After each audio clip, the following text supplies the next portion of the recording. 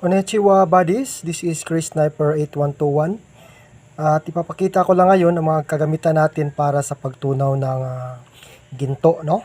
Lalo-lalo na sa mga gold dust at sa mga unprocessed gold na gusto nating hulmahin, no? Upurmahin, okay? So ito yung blowtorch natin buddies, no? So kayang-kaya nito tunawin yung mga ginto dahil 1200 degrees Celsius naman. Ito yung pansindi natin. Okay. Ito yung tinatawag natin na borax buddies. Yan. Tapos ito yung silicato na 1. Yan. Ito yung crucible natin. Ito na yung hulmahan buddies. Oh. Yan. Okay. So ito. Crucible din. Oh. Yan. So ito yung pang-ukay natin ng graphite. Para hindi didikit ang ginto.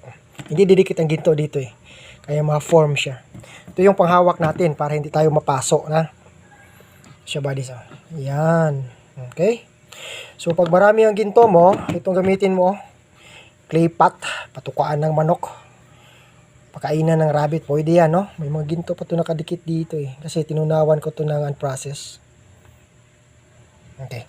So ganito buddies ha. So pag may gold ka, tunawin mo, lagyan ng borax, ilagay dito sa crucible.